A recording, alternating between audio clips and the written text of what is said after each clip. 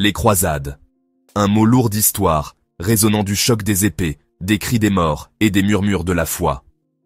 Pendant des siècles, ces guerres saintes ont captivé notre imagination, peignant une tapisserie vibrante de chevaliers valeureux, de batailles justes et de la libération de la Terre Sainte.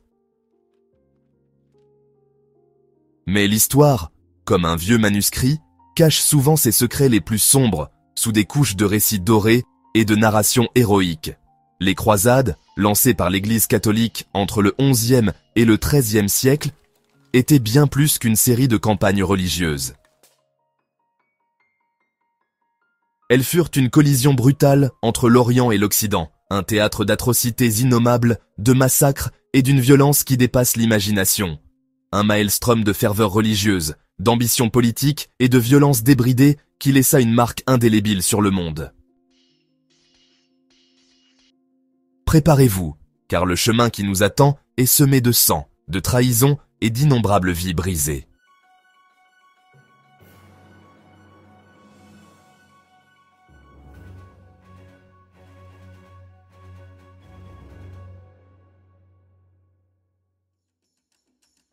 Bonjour à tous et à toutes, bienvenue sur Écho et Résonance, où nous plongeons dans les secrets du passé et explorons les vérités oubliées. Nous sommes en l'an 1095, lors du concile de Clermont, en France. Le pape Urbain II lance un appel à la chrétienté, récupérer Jérusalem, la ville sainte, et protéger les pèlerins chrétiens contre les infidèles.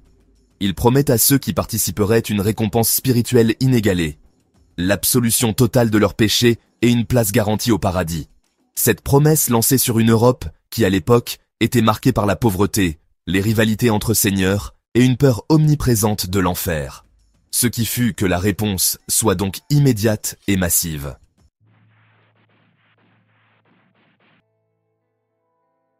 L'appel aux armes du pape est entendu non seulement par des guerriers aguerris, mais aussi par des hommes et des femmes ordinaires de tous horizons.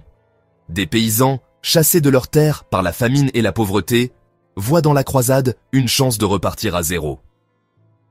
Les marchands et les artisans, sentant une opportunité de profit, rejoignent les rangs, espérant tirer profit du butin de guerre. Ils s'engagent tous dans cette guerre appelée guerre sainte, attirés par la promesse du salut, mais aussi par la perspective de richesse et de terre. Cependant, le voyage vers la Terre Sainte est long et périlleux. Avant même que les croisés ne posent le pied sur le sol musulman, leurs ailes trouvent un exutoire dans une série de pogroms horribles contre les Juifs d'Europe.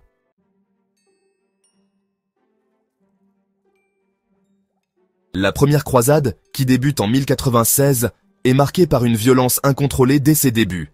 Avant même d'atteindre le Moyen-Orient, les croisades populaires s'attaquent aux communautés juives d'Europe. À Worms, Mayence et Cologne, des milliers de Juifs sont massacrés sous prétexte qu'ils auraient tué le Christ. Pour ces croisés, pourquoi attendre d'affronter les infidèles musulmans alors que des ennemis de Dieu se trouvaient chez eux? La réalité de la croisade était bien différente de l'aventure glorieuse que beaucoup racontent. Ces croisés n'étaient même plus de simples pèlerins en quête de rédemption. Ils se prenaient pour des soldats de Dieu, des instruments de la colère divine, et ils ne reculeraient devant rien pour reconquérir Jérusalem pour la chrétienté.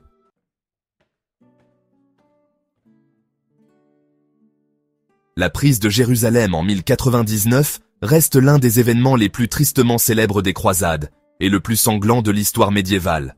Après un siège de 5 semaines, la ville, affaiblie par des conflits internes et l'assaut incessant des croisés, finit par tomber. Ce qui suivit fut un massacre aux proportions horribles. Les croisés ont balayé la ville comme un tourbillon, laissant derrière eux une traînée de morts et de destruction. Les soldats massacrent sans distinction hommes, femmes et enfants musulmans et juifs.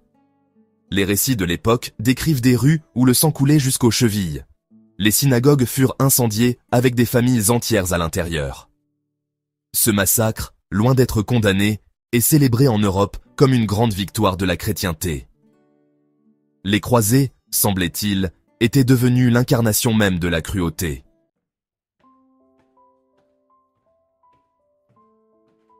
Si la première croisade est la plus célèbre, les suivantes ne furent pas moins brutales. La quatrième croisade, lancée en 1204, représente un chapitre particulièrement sombre de l'histoire. Les croisés se détournent complètement de leur mission initiale. À ce moment-là, Au lieu d'attaquer les musulmans, ils s'en prennent à Constantinople, une ville chrétienne.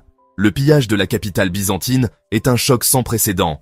Des églises sont profanées, des trésors inestimables volés, et la population est réduite en esclavage. Cette trahison creusa un fossé durable entre l'Église catholique et l'Église orthodoxe.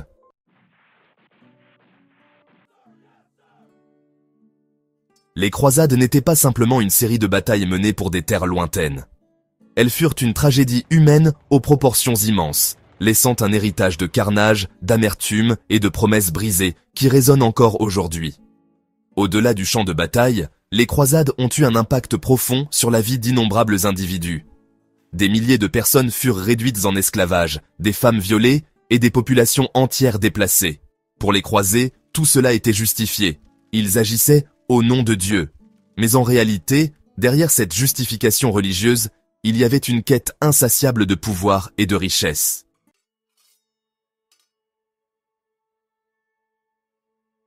Les croisades ont eu des conséquences profondes, bien au-delà des atrocités commises. En Europe, elles ont renforcé le pouvoir de l'Église catholique, mais aussi exacerbé les divisions entre les différentes branches du christianisme. Elles ont contribué à l'émergence d'une économie basée sur le commerce des épices et des textiles, mais cette richesse s'est construite sur le dos de millions de victimes.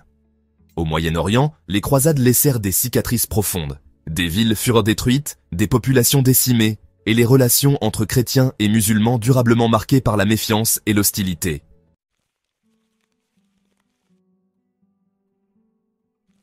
Si les croisades ont apporté des changements importants en Europe, leur impact sur le Moyen-Orient a été bien plus dévastateur. Pendant des siècles, la région avait été un carrefour de cultures et de religions, un lieu de tolérance relative et de dynamisme intellectuel. L'arrivée des croisés brisa cette paix fragile, laissant derrière elle un héritage d'amertume, de division et de méfiance qui continue de hanter la région jusqu'à ce jour.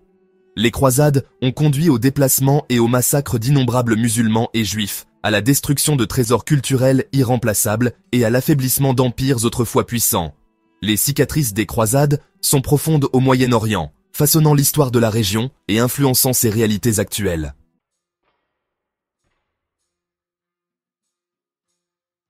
En approfondissant les annales des croisades, une question troublante se pose.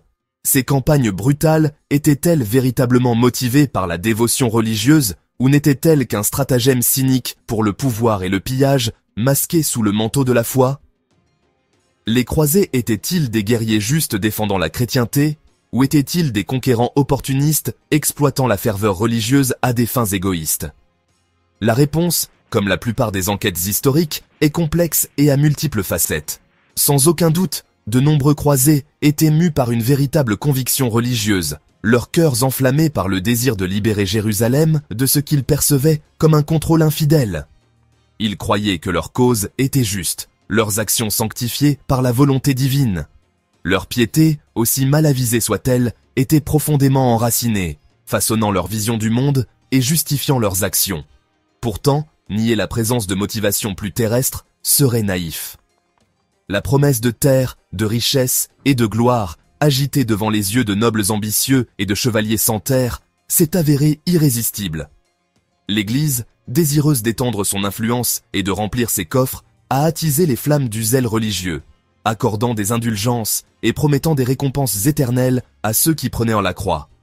Les croisades, en leur cœur, étaient un mélange toxique de foi et d'ambition, d'aspiration spirituelle et de cupidité mondaine. Démêler l'un de l'autre est une tâche impossible, car ils étaient inextricablement liés, chacun se nourrissant de l'autre dans une spirale mortelle de violence et de conquête.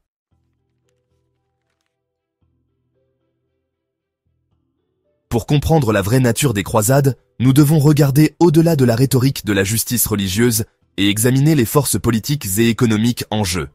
Les croisades n'étaient pas simplement un choc des civilisations. Elles étaient une lutte pour le pouvoir, les ressources et le contrôle. L'Empire byzantin, affaibli par des conflits internes et confronté à la pression croissante des Turcs seldjoukides, a vu dans les croisades une occasion de renforcer ses frontières et de reconquérir des territoires perdus. Les monarques européens, désireux d'étendre leur domaine et d'accroître leur prestige, ont vu dans les croisades une chance de projeter leur puissance sur une scène plus vaste. L'Église aussi avait son propre agenda. Les croisades fournissaient un exutoire pratique à l'énergie martiale de la classe guerrière européenne, la canalisant loin des conflits internes et vers un ennemi commun. De plus, les croisades offraient à l'Église une occasion d'affirmer son autorité, de consolider son emprise sur les cœurs et les esprits des fidèles, et d'amasser des richesses grâce aux dons, aux indulgences et aux butins de guerre. Les croisades, loin d'être un simple affrontement entre le bien et le mal, étaient un réseau complexe d'intérêts concurrents, d'alliances changeantes et de manipulations cyniques. Elles témoignaient de la capacité humaine persistante à l'autotromperie, la capacité à justifier même les actes les plus odieux au nom d'une cause supérieure.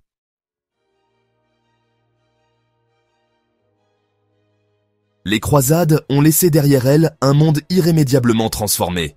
L'Europe, autrefois un continent fragmenté et insulaire, est sortie du creuset de ces guerres saintes métamorphosées. L'afflux de connaissances orientales, l'expansion des réseaux commerciaux et la croissance de puissantes cités-États ont jeté les bases de la Renaissance, une période d'épanouissement intellectuel et artistique sans précédent. Les graines du changement, semées dans le sol ensanglanté de la Terre Sainte, allaient finalement fleurir en une nouvelle ère d'exploration, de découverte et de domination mondiale pour l'Occident. Pourtant, le prix de cette transformation fut lourd. Les croisades ont déchaîné un torrent de violence et de destruction sur le Moyen-Orient, brisant sa paix fragile et laissant un héritage d'amertume et de division qui résonne encore aujourd'hui. La région, autrefois un phare d'apprentissage et d'échanges culturels, a été marquée par la conquête, sa population déplacée, ses trésors pillés, son esprit brisé. Les croisades sont un rappel brutal de la dualité de la nature humaine, de notre capacité au grand bien comme au mal indicible. Elles furent une époque à la fois de foi profonde et de brutalité choquante, d'échanges culturels et de conquêtes violentes, de progrès et de dévastation. Les considérer à travers un prisme simpliste de héros et de méchants, de bien et de mal, c'est passer à côté de la complexité et de la tragédie qui se trouvent au cœur de cette période tumultueuse.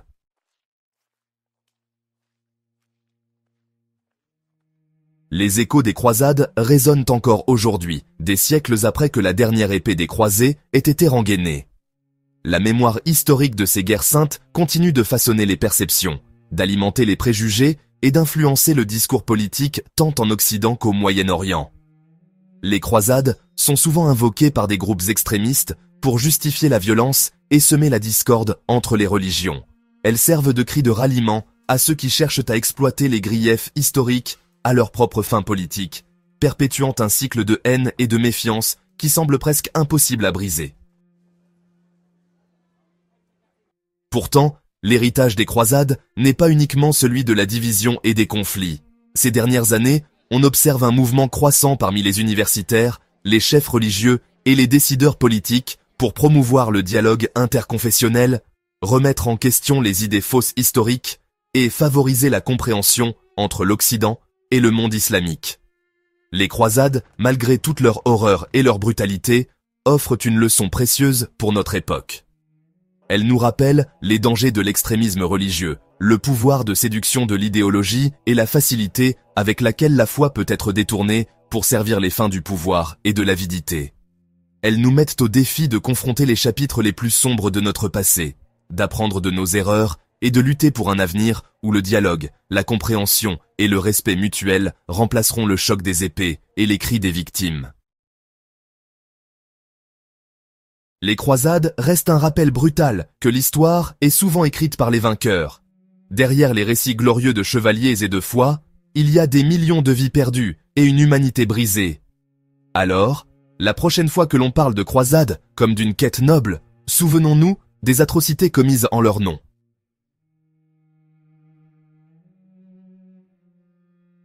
Merci d'avoir suivi Écho et Résonance. Si cette plongée dans l'histoire vous a marqué, abonnez-vous pour explorer d'autres vérités oubliées. En attendant, gardez à l'esprit que l'histoire ne s'oublie jamais, elle résonne.